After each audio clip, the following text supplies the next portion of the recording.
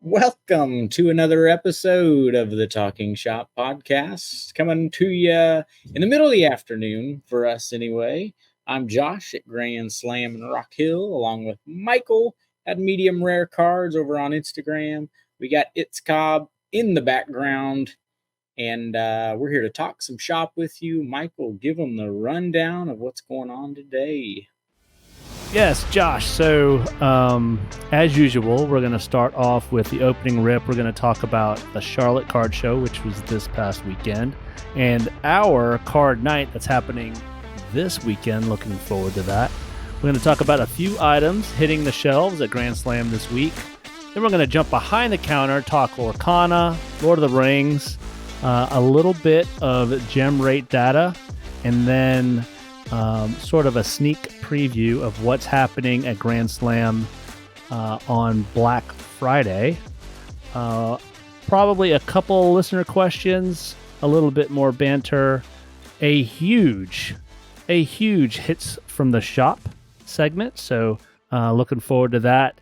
Huge, yeah, I guess it's pretty big. It's a lot of cards. That's a lot of cards. Looking forward to seeing those. And then, as usual, we'll wrap up with crazy stat of the week. But first, Josh, did you hear anything about the card show this past Saturday? I was there, but I want to hear what you heard about it. So I may have inadvertently lied to you about that card show. We did have a couple of the guys, because you're asking if we were going up to it. I didn't realize we were. So a couple of the guys here at the shop from the online singles portion of the store, they did go up there and said it was a little quieter, right? A little smaller show, which I like the smallness of it. I don't know about customer traffic. We didn't have a long time to chat about it, so you could probably fill us in better than that. But I think I heard it was moved to one room, which I thought was a good idea, because the more customers you can get through with a less vendors, everybody gets to eat then, so there's less competition in the room. And yeah, so I was there for most of the day, and if you set up at enough of these card shows, you're going to see sort of that opening spike when the doors open and everybody rushes in there, and they want to gobble up the best deals, and then about midway through the morning, you start seeing some vendors start to buy a little bit more because they've sold a little bit more. So they've got some jingle in their pocket there. And that was the same with this show. The one thing that did not happen at this show that may be indicative of the time of the year, the market, sort of, let me go throw this term out there, macro economics, which I hear that all the time. I have no idea what they're talking about, but it sounds cool, right? But usually you get this, like, post a couple hours after lunch, you'll get a spike, and it's guys that have maybe had to get through their honey-do list, or families that have had morning sports. Usually they come in the afternoon. And I tend to find the best deals at shows in the afternoon, because sort of the cream of the crop has been taken off the top. But the cards that the dealers have purchased mid-morning find their way into the showcase at that time. So you're going to get some new inventory. That post-lunch spike did not happen at this show. After it died down after lunch, it stayed level. And it was a little slow. It was a little slow. It's funny, this Charlotte show, I love the Charlotte show. The one thing it's very difficult to find at the Charlotte show is the two guys that usually set up that have a lot of unopened wax did not set up at this show. So there was not a lot of unopened wax at this show, just the newer product. I don't know if it's because they were elsewhere or they just didn't have the inventory, but might have been a little of both. Probably a little bit. I tell people a lot of the time in the shop right now, just one of the only problems with inventory now is just getting enough of the good stuff. Yeah. It seems like it's being spread out really thin. Large breakers and really large stores are getting the what do they call the lion's share of it, and so so let me just dig into that a little bit. Like, what would you consider the good stuff? Like, what are you talking about? Right, sometimes it's just the hot stuff. So 2023, here's an example, because this product won't be a super juicy product once more football product comes out, but it's really hot. I noticed it at the Nashville show, noticed it in our store, but 2023 Bowman Chrome University football. So it kind of surprised me how much people were wanting that product. So that's another one where, I mean, I sat up, I didn't bring wax to the Nashville show, but I was set up right next to Nash Cards, and he had gotten 4 cases maybe, and they had sold one at the store throughout that weekend and then the other 3 at the show, and they were out of it. And so we had sold out that weekend too at the show. Yeah. I was able to get a little second dosage of it, but people calling around asking for it and just couldn't find it. So it's not like it's a cream of the crop premium product. It's just whatever's hot at the moment has been hard to get more of. Yeah. And that was just an example of one. But well, hopefully the event that we have coming up this next weekend, Card Night 4, believe it or not, is going to buck that trend. You want to go into what that's about? Yes. I think you got a question online about it, and then you said that you were going to give some details about who the proceeds were going to benefit. Yes. So our card night is, well, let me touch on this comment first on Facebook, because a customer made a comment and I would just want to clear it up, and maybe some of you will have that same comment. But on our advertisement for card night, this customer said, I think the opportunity for card night is to have tables set up for traders so it's easy for them to actually trade, which is correct. This is more of a vendor show than anything else. And so while I wouldn't call it a vendor show, what he's saying is if you're renting out tables to people, this isn't really a trade night. This is a card show. Hence the reason we call it card night and not trade night. So there's that. And yeah, this just morphed from trade night at the shop, got so big we couldn't fit in the shop anymore. And we got the idea because customers were coming to trade night, sitting down at our tables in the shop, and then laying their cards out like they're at a card show, which is exactly what we wanted people to do. But I thought, man, if we could just have a bigger space to do this, spread people out, then it does feel a little bit more like a show. And if we can raise some money for some people in the meantime, we were raising some money for a family at the church the first couple times.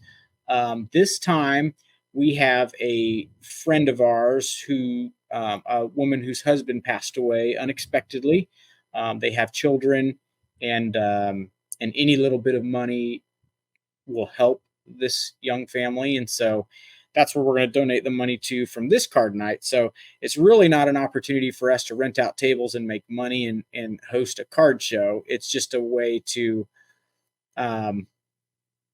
raise a little money for a good cause, spread everybody out, and get us all in a bigger spot so we don't feel like sardines.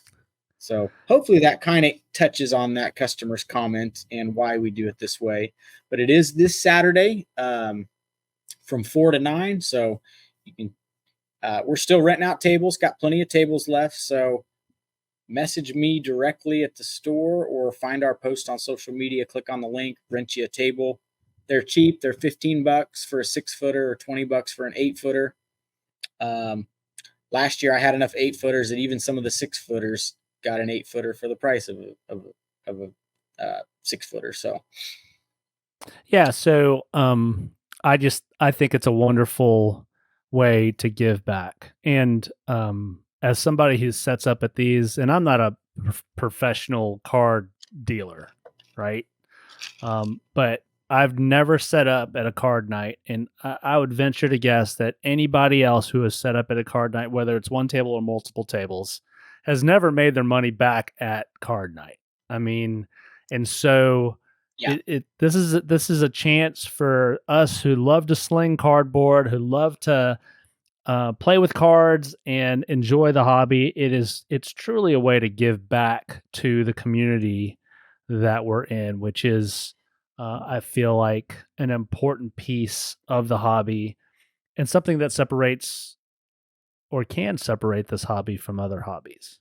yeah. Like, And look at it from my perspective too. We picked the family and the church because the church is letting us use the gym. And so when you have a facility that size, you often have to rent it, meaning you have to charge table fee because you got to pay for the spot to rent it. And it's often not cheap. So Woodhaven is gracious enough to let us use it. And so in return, we use the proceeds from it to either help someone there at the church or help someone that the church can help. So and another so, reason why we charge money for the tables, because I mean, it's not life changing or even month changing money, the amount, but it's a little something to give back, because it wouldn't bother me if we just said, hey, come and grab a table, set up your stuff. It's not about the $15 or $20. But a Pokemon customer asked us the other day in the shop, do you think it's worth it to set up? And Aaron said, look, you're going to sell one card and make your table money back. So yeah, it's always worth it for sure. So come on out, guys. It's this Saturday, November 11th from 4 to 9. We'd love to see you guys out there. If you listen to the podcast and let us know what you think of it, come up to me and Josh and say hey. And looking forward to seeing you guys there. Okay, Josh, what is hitting the shelves at Grand Slam this week? We've had a little lighter release week or two here, but we got a few things coming this week. So I'll just give you a rundown of this week's products. It is Chronicles Baseball, which is always fun. It's a unlicensed Panini baseball product, but it's usually very hit heavy, and it's baseball, so it's popular for that reason. Origins Football, always a juicy. Oh, there's a look at Chronicles there. So I would assume this follows suit like the previous Panini baseball products and gives us just prospects and retired players, no active players. Right. That same day, we've also got Origins Football, which is another juicy football product. Not a lot of cards, but they're always good looking and they're always hit heavy. Topps Archives Baseball, so a Topps licensed baseball product. And then Certified Footballs at the end of the week.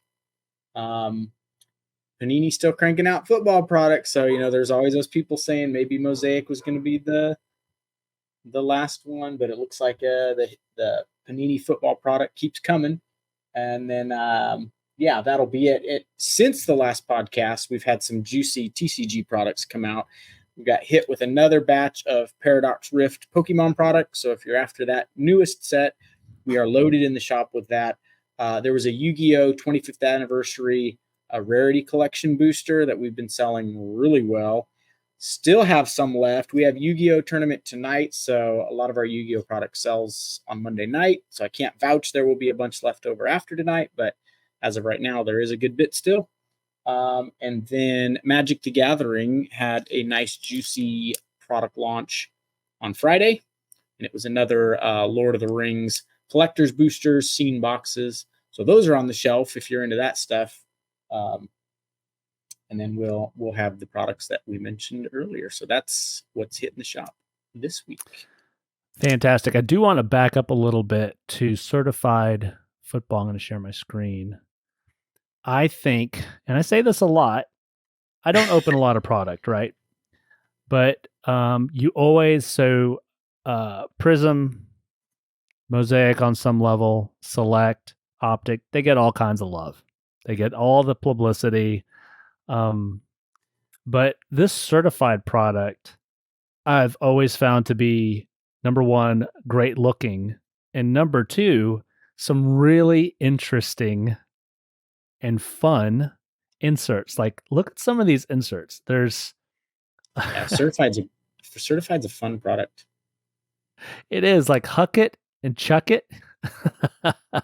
One of what I think could be cool. Looked at as sort of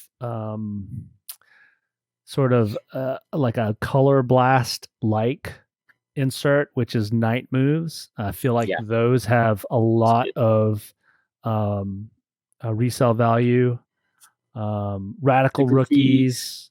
The graffitis are always cool. You get a couple of those. Yeah. You're looking at first off the line, so be careful there too. I know the 10-pack variation is the same for both. So I don't know if any of those are first off the line exclusives, but I know the graffitis and the night moves and all that stuff should be in regular hobby boxes too. So I would guess first off the line is probably out now. I don't know. That usually comes out a little earlier. So yeah, I haven't seen any breaks online. It'd be interesting to see what those cards look like. But like you said, Mosaic was touted as being sort of the last football product from Panini. Now Certified is out, so I think we're just gonna have to wait on what really is going to be the last product out for Panini. Yeah. But don't sleep on this product. I don't know how much of it you're going to get in the shop, Josh, but this may be one that I like I said, I don't open up a lot of wax, but this one is good looking enough for me to maybe take a shot at. So, okay, Josh, let's jump behind the counter and talk about Lorcana. There seems to be an update about that. Jacob this weekend shared a post on, I don't know if it was on Instagram, but apparently, so a little backstory, one of the issues that people were finding about Lorcana, especially in retail, this was not a problem in your shop because you keep it behind the counter, but in retail, if people were finding some of these booster boxes, they were lifting some of the packs out of them because they were not sealed. Apparently now they're taping I don't know how good looking this is going to be, but they're taping these boxes down. Let me see if I could find that. In the chat. If you weren't familiar, the first set of booster boxes had a pull tab, so they weren't unsealed, but they were only sealed with a pull tab, and you could get into the sides of the boxes if you were really careful. But yeah, this iteration, chapter 2, it looks like they're going to have tape on the sides of the boxes. Yeah, so here it is. I don't know if I can blow this up or not. And I do have a little Lorcana update. So chapter 2 comes out in a couple weeks. We're going to have that on the day that it comes out. But we're still waiting on that ever promised chapter 1 restock. And I'm waiting to hear back. Supposedly, last I had heard, it was on the way to our distributor, and then it was being distributed out to all of us. And so, knock on wood, by the end of this week, we're hoping for another big batch of wave 2 of chapter 1, and then chapter 2 in a couple weeks. So I tell people that we get calls every day on it. I'm like, follow the Facebook page, follow the Instagram page. As soon as I know it's coming and what day it'll land, I'm going to post it on there. And we'll limit customers so we can spread the love. And chapter 2, those are just another set of characters, correct? This is not just they're not going to just remix the same characters. It's a whole new set of characters. Correct. Now, sometimes like a lot of these TCG games, they'll do the same character but a different card of that character, if that makes sense. So interesting. Yeah. So there's some Magic the Gathering iconic characters that will have cards in multiple different sets, but the cards look different, act different, do different things. So I would guess they're going to introduce a bunch of new characters and then maybe hang on to a few staples and do a new card with them. But um, I don't. This is on a slightly separate note. I stumbled upon. So I'm born in '79, so early '80s. I was watching cartoons. I'm a He-Man fanatic, and so He-Man's my jam. And a guy I follow on Facebook who does artwork and also started to do his own Magic the Gathering decks with He-Man characters. And the art is amazing. He did set one, I think, last year and sold out. He said set two, according to his page, set two's set to land like in a week. And so I went ahead and pre-ordered one deck. And yeah, he basically just took his own artwork with He-Man characters, built his own custom cards, and they look amazing.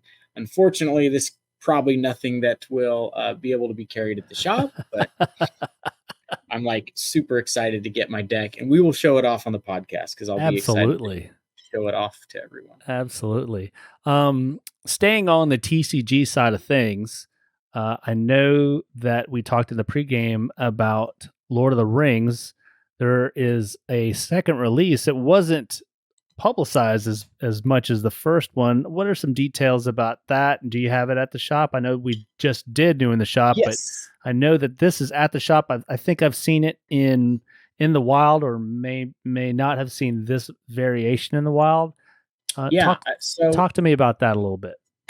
It's a second iteration of Lord of the Rings Magic the Gathering collab. And so this is a Tales of Middle Earth. This launch just had Jumpstart boosters and these boxes called scene boxes. They're like $39 a scene. And then the collector's boosters are the big, juicy $300 a box set. But these are cards like full arts, foil. I mean, you buy a collector's booster, you're getting loads of the hits, basically. It'd be like, I'll equate it to like if you bought a Pokemon booster box that was simplified down into much less packs, but every pack was loaded with hits. And so, you know, in a big booster box of Pokemon for $120, you'll get 7 to 10 hits maybe. Well, this would be like 12 packs and you're going to get like 18 hits or more, if that makes sense at all. So yeah, really juicier, simplified collector's boosters. I mean, I would love if I had time to just sit on eBay myself and do this, to open a box and just list the cards on eBay. You could probably make money on it. I would guess. If not, you're not going to lose much, if any, just because you'll get a lot of really good looking sellable cards out of a booster box, a collector booster.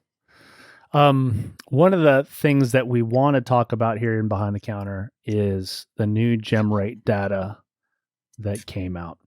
Have you seen the new gem rate data, Josh? And if you have any thoughts? No, just peeked at it. We talk these numbers with our customers all the time. And so, yeah, I peeked at it when you had it pulled up, but I'm waiting to see it again. So I'm going to share my screen. And this is September's. So 1.2 for PSA, 147K for CGC, SGC 115, and Beckett at 61. So this is September. If we jump forward, so just take a look at that. I mean, so PSA just keeps on trucking, right? Yeah. My big thing that jumps out at me, let me just go back to one. So 147. Yeah, I noticed that too. 272. What in the world is happening to CGC? So doesn't it say there on the right side a few notes on CGC's results in October, given the massive jump in grading activity? So for those, that'll be hard to read for most people. Can we paraphrase what that says? Yeah, we're highlighting these items. Let's see. They've reached out to CGC. It says When reaching out, it looks like the results closely reflect grading activity in October. When we look deeper into the data, it's worth noting that the October increase included a number of sets that traditionally haven't seen large grading activity. Mm. 09 Pokemon, 11 Pokemon. Our read on that spike is that the grading activity is likely fueled by a partnership given the mix of sets that saw large increases. That still seems like, I mean, what, 100,000 card increase? Yeah. I mean, There wasn't a price drop of some kind.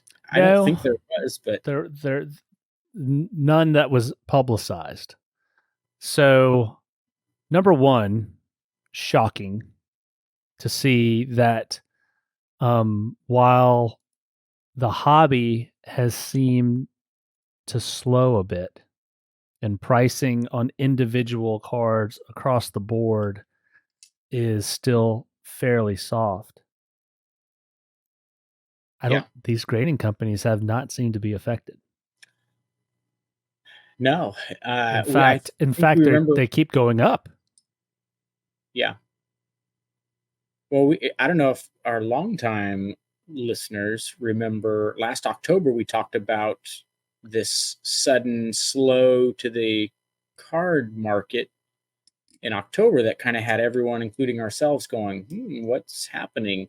And then it rebounded in November and December. So October just seems to historically be a little lighter month for the card market, but you ain't kidding when you say the grading companies aren't feeling it. So They're not. How are things on the Grand Slam grading side of things? Have you guys seen this sort of consistency on the bulk grading side of things?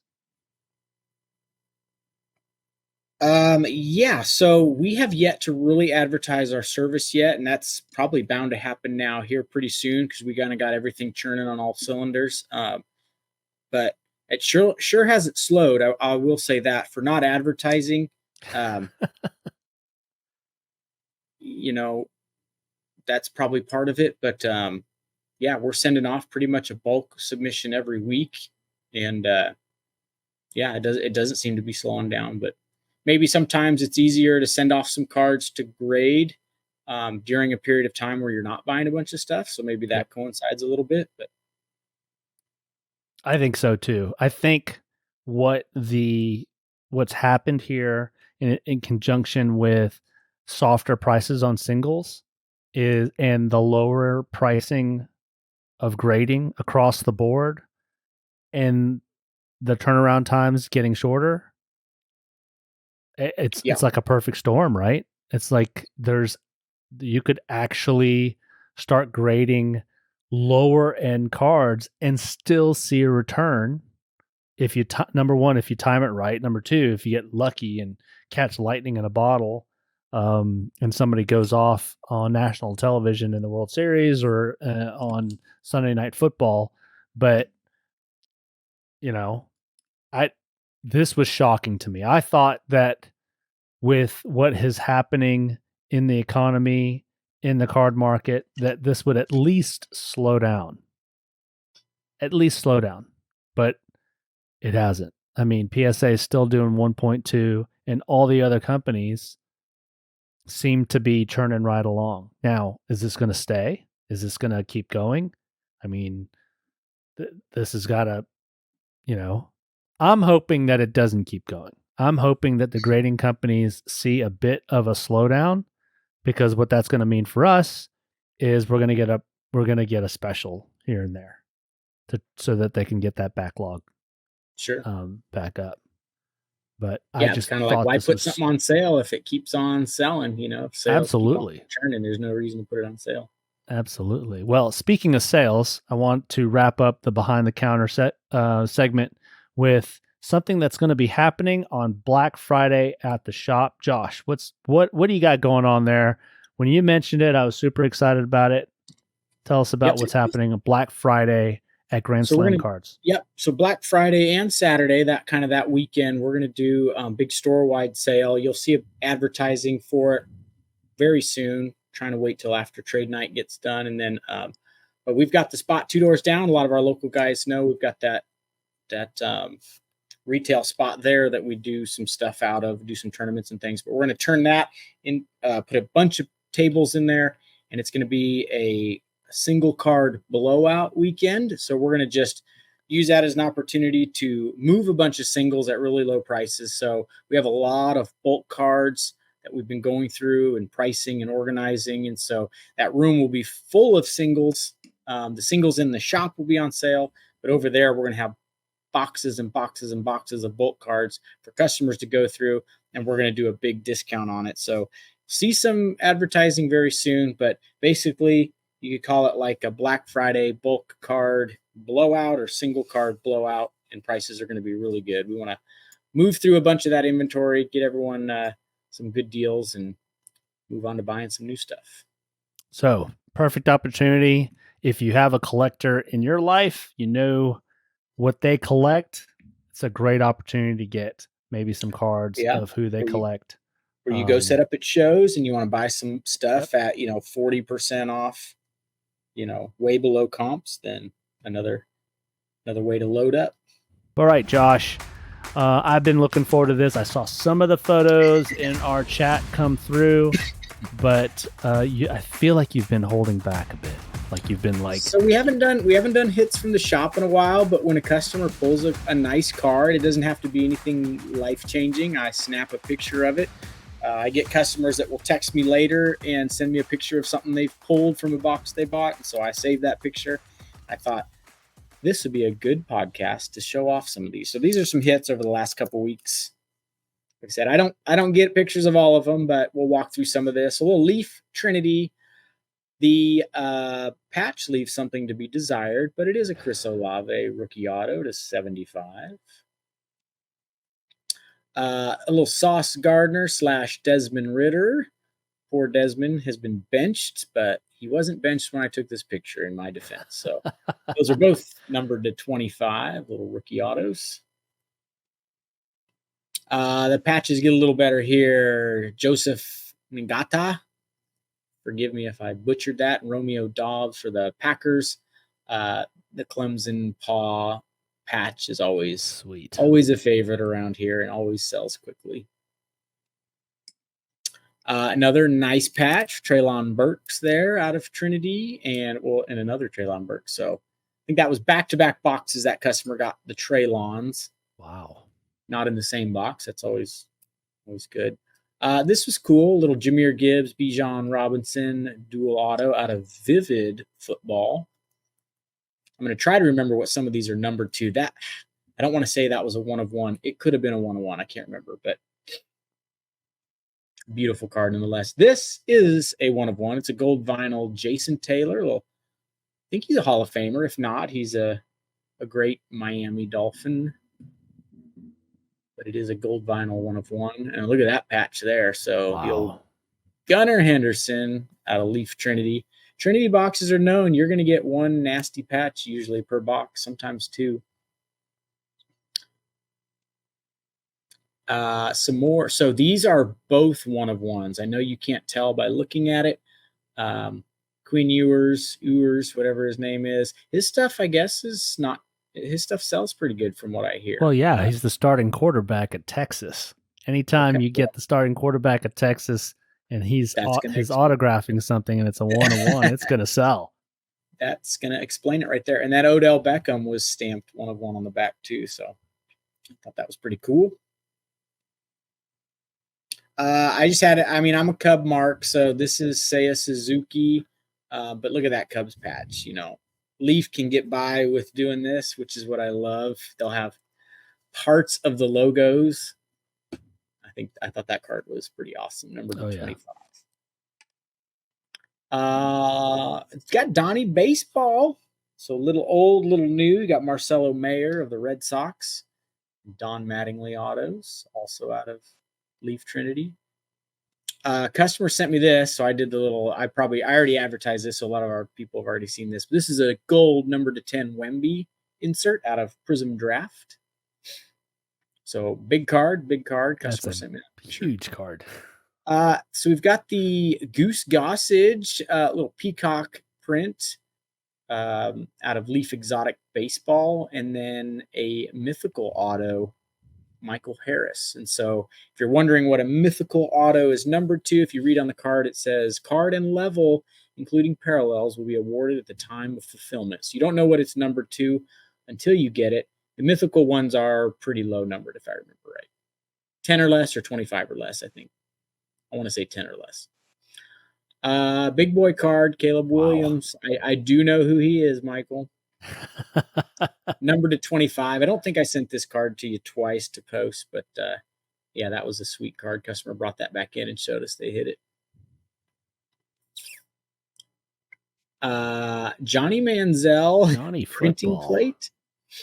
Johnny Football, little 101 print and plate auto out of Leaf. As you can see, we like Leaf products at this store. An inexpensive way to hit some pretty sweet. Look at that thing. Wow. That's Adley Rutschman. I think that's it's gold, but it's top, so it's not numbered to 10. I think it's numbered to 50. Adley Rutschman rookie. Little Spencer Jones. I'm a particular fan of Leaf Exotic. I think the colors and the prints that they do are awesome. So I'm a little bit of a sucker for it. But that's a low numbered Spencer Jones for the Yankees. We got Wade Boggs coming out with that same print on the background. Never go wrong with an old Hall of Famer. There it was. So we had two of those pulled. So there's another numbered Caleb Williams. This one's not numbered to 25. The first one was. I can't remember what this one was numbered to just by looking at it. But that product's not super expensive. So you hit a Caleb Williams, you're feeling pretty good about it. Oh, yeah. Customer sent me this, an Adley Rutschman. I think this customer was even an Orioles fan, if I remember right. But nice little hit out of there. We got, for our Braves fans, a little Allen love and this. Ginter mini auto, Michael Harris, rookie auto. And then Volpe, another banger of a rookie auto to pull. Is that the same customer? Same customer. Oh my goodness. Holy cow. I can't vouch it was the same box because they did buy more than one, but it could have been the same box. Yeah. Volpe and Michael Harris. Oh my gosh. Same customer? Same customer. So definitely this is out of a couple different boxes, but that's DMC from Run DMC, right? Wow. Thought that was cool. Hadn't seen his autograph before. This was, I can't remember if I showed this off when I was at the Nashville show a few weeks back. A customer came up to me, said they're from Rock Hill. The day before had just bought in a box of this product from the store, pulled this card and had it up there at the Nashville show and wanted to show it to me. So Travis Hunter, Colorado. And I can't remember what it's numbered to. This came out of a Leaf buyback product called can't remember. A Leaf football buyback. You get one card per box. It's around $100. So customer pulled that. Not a rookie, but still pretty sweet. That is sweet. Hopefully he comes back right at the end of the season just in time to beef my playoff run because I've got him on all three of my fantasy teams. So there you go. Yeah. That was hits from the shop. Excellent. Well, a quick reminder, card night this Saturday, November 11th. Whether you purchase a table or show up to hang out with some other collectors in Rock Hill, we'd love to see you. If you've made it this far, please leave a like, comment, subscribe, leave a review. And now, Josh, you're going to take us out with Crazy Stat of the Week. So we've talked about this this dynamic when two players come out of the draft and one kind of gets crowned as king and the other one. So if I told you that Trevor Lawrence and Mac Jones have virtually identical careers up to this point, you'd probably think I was crazy. But are we putting this one up on the screen too? So for those that are watching it, check this out, and it's going to be a little hard to see some of that. So both very close to 40 games played. Completion percentage, Mac Jones is actually higher than Trevor Lawrence. Yardage is within roughly 1,200 yards. Touchdowns are almost identical. Interceptions are only a couple. Mac Jones has a higher passer rating, and they have the exact same amount of wins up to the point that this graphic was made. So, and whose cards would you say are definitely more sought after right now? Everyone's scared of Mac Jones cards. I mean, we've kind of stopped buying them until we can see some stability there in the market, but Trevor Lawrence stuff just keeps selling, keeps doing well. So here's kind of an example of how the hobby just loves one guy and is scared of another. But well, you brought it up. You brought it up in the pregame. Thank you for putting that up there, Jacob. That the hobby, you say, I love this phrase. You say that they crown a player, and then before they've even played, and then that sticks with them for seemingly almost too long sometimes, especially because I think the hobby just doesn't want to be wrong about itself, right? I think that's some of it, yeah. And then until the next guy, right? So interesting. I would have never thought in a million years that those two had the same stat line. Yeah, but I read that. I read the Trevor one, and then I was like, all right, now I'm going to read Mac Jones, thinking it was going to be like way worse, and it was going to be a post about bashing Mac Jones. And I was surprised when I saw how close they are. Right. All right. Well, Josh, thanks for taking some time away from the shop. I know you're busy. Jacob, thank you for producing. And guys, thanks for being here. And we'll see you guys next time. Bye. Peace.